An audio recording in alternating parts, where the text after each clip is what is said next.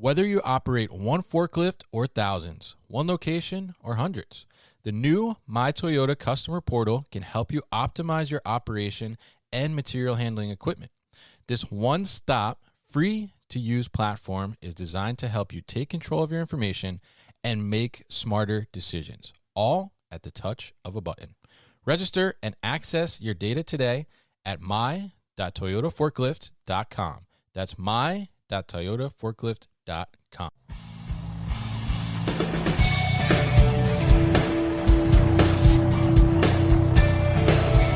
The New Warehouse Podcast, hosted by Kevin Lawton, is your source for insights and ideas from the distribution, transportation, and logistics industry. A new episode every Monday morning brings you the latest from industry experts and thought leaders. And now, here's Kevin.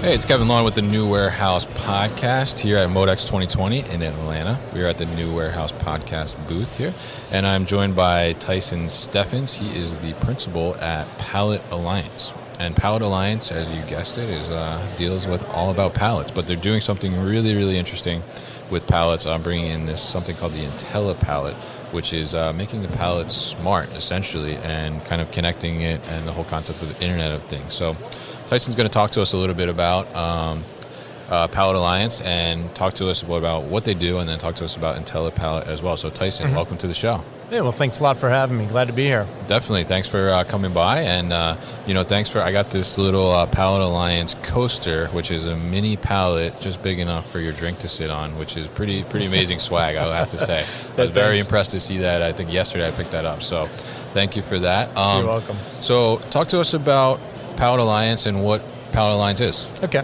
So at its core, Pallet Alliance is basically a total pallet spend management company. Mm-hmm. So we'll work with big manufacturers that have far-flung, complex, multi-site operations. Okay. And what we'll do is we will go in and we will redesign pallets, source pallets, help them brush up internal processes that may affect their pallet cost, so that they can get a company-wide optimized pallet solution. And then we manage that through multiple markets. So usually every plant is its own fiefdom. Right. And what we're doing is we're seeing what's going to work best for the company overall. Many times we're encouraging them to order their pallets in a different manner so that the pallet market can deliver at a lower cost. Right. We're really big on materials and nails and all the details that make a pallet perform, because if I use better materials, I can use less of them and generally a lower pallet cost. And then we are a one point of contact, whether if they have 32 plants and they have a billing question, they have a quality problem, they have a project that they need some technical help on, there's only one number to call. You guys. Us. Got it, okay. We're the only people in the universe. Interesting. So I like that. So you kind of, you're making basically pallets very simple for the end user. Yes, we're allowing them to take a very simple path to making pallets a strategic purpose or purchase. Interesting. And I think what's happened in the past is pallets have always been a sideline purchase. You just have to have them. It's like toilet paper. Yeah. You got to have it. Definitely. Right? And what they're finding now is that they're looking at their purchasing reports, and they're finding that they're spending $5 million, $10 million, $15 million on pallets. And that's way too much money to just buy as a sideline. Right. There should be focus on it. And nobody at those levels has pallet experience or pallet knowledge to go out and do it in a focused, strategic manner. So we do that for them. Interesting, yeah, because I guess in my experience, I'm a distribution manager as well. So in my experience, it's always been, who's the local pallet guy? Right? Exactly. That's where we're going to get pallets from. There's two of them. Which one's cheaper, right? Exactly. Yeah. And a good example of that is that's naturally the way you would do it. Right. There's no reason to think it should be otherwise. Right. But there are plants that will source from 150 miles away because the pallet they should be using, there's a manufacturer that's geared up exactly to make that style of pallet. Right.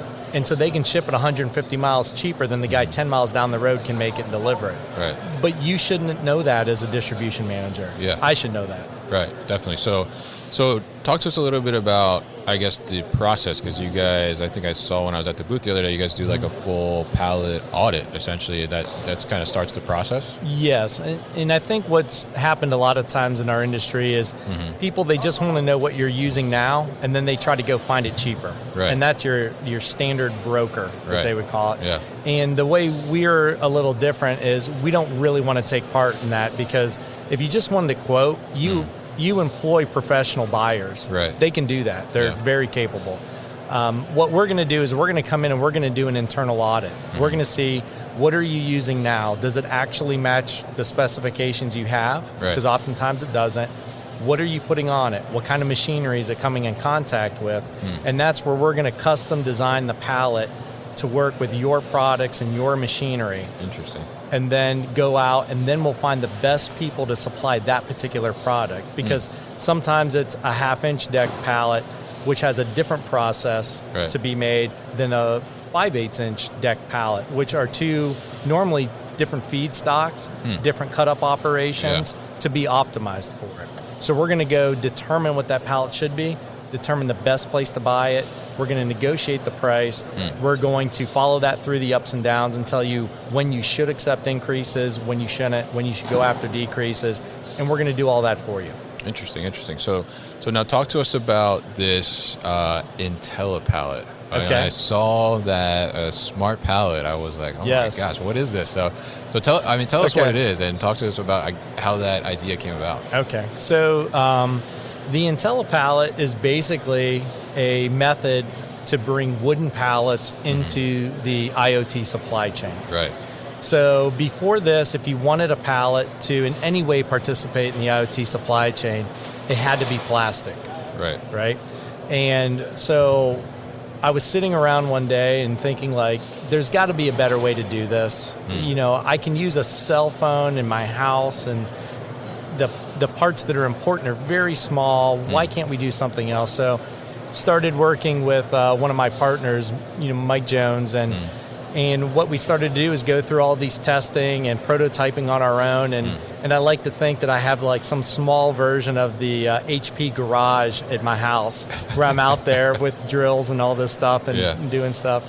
And basically we made a pallet that was IoT connected. And then once we did that, we had a lot of technology partners come in that were interested to help. So AT&T, Semtech, Vionics, CalLamp, these are all device makers that have interfaces and analytics platforms, and they saw the pallet as a real opportunity to help electrify the supply chain. And they never had access to the wooden pallet market before, and we're kind of the bridge into that. So they've been really great to work with. And so what you can do with the pallet is there are a variety of communication techniques you can use. We can do Bluetooth, we can do LoRa, we can do cellular. Within those, we can do GPS location, triangulation, temperature, humidity, shock, light. So it's really beyond us telling a customer what we can do for them. It's really about what is it that you would want to know, and then let us figure out how to do that for you. Interesting. So I guess talk to maybe the person that's listening to this show, and they're like, why do I want my pallet to be connected? Like that person that's like, I don't want my coffee machine to start talking to me, right? Yes. Right. So what's the advantage of having this Internet of Things enabled pallet? So there are a few that you can go to right off the bat.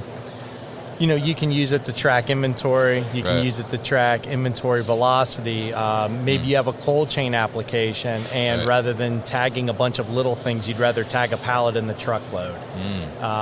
Maybe you have somebody came to us and they said, it's not a thing, but I do warm chain. I need to make sure it stays hot. Can you do that? Sure, we can do that too.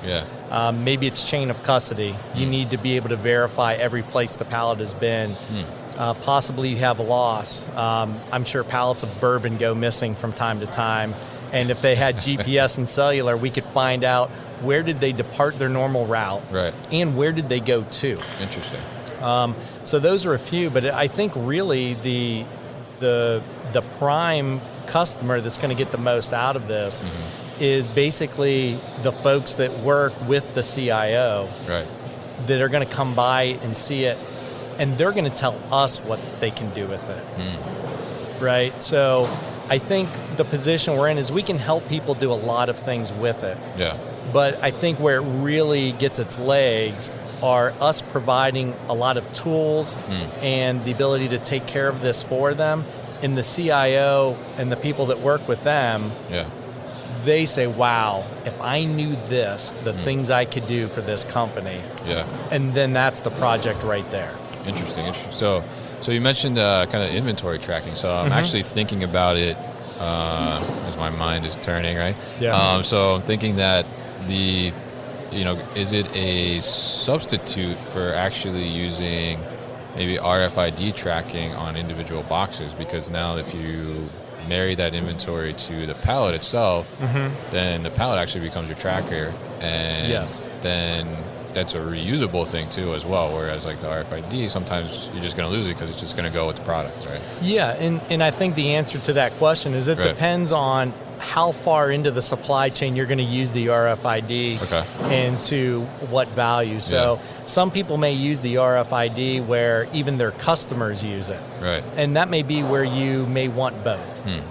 But if you don't need to go that far, then I think the example you just gave is spot on, where why have all of these RFIDs on all these tiny packages where I could just mate them electronically to this unique pallet ID, and then I can track this all the way through my system.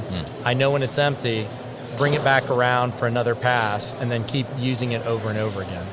Really, really interesting stuff. So I mean, it sounds like too, working with you guys, you may end up with like some kind of custom sized pallet too, or customly built pallet for you, like specified to you. So I guess even in that sense, using this tracking, you'd be able to kind of, because the pallet probably goes up a little bit in price, so you want to a little bit of an asset, right? So you want to keep track of those pallets. I mean, you see the pallets out there, and it says property of like Coca-Cola I've seen, and it's not a Coca-Cola. It's some other warehouse. So it never makes it back. But this way, you can kind of keep track of that asset as well in that sense, right?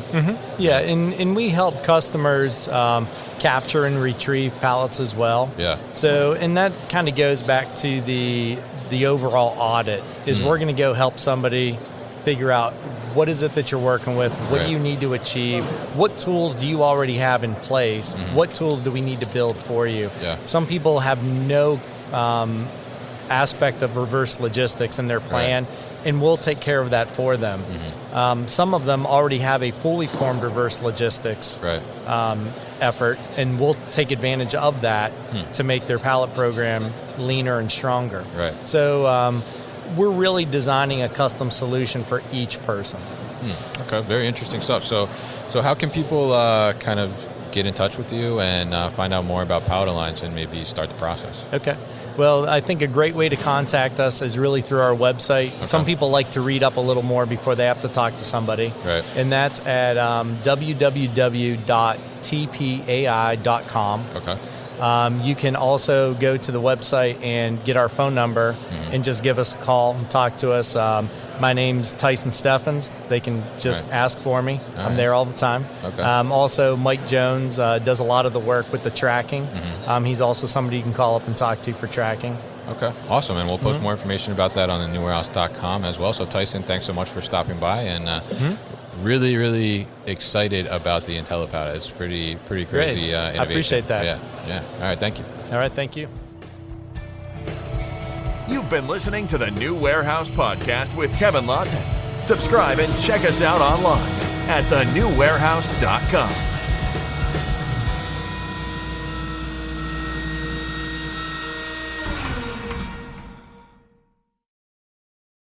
Thank you for listening to this episode. If you want more content from the New Warehouse, check out our new video series called All Hands on LinkedIn. Just search for the New Warehouse on LinkedIn and follow along.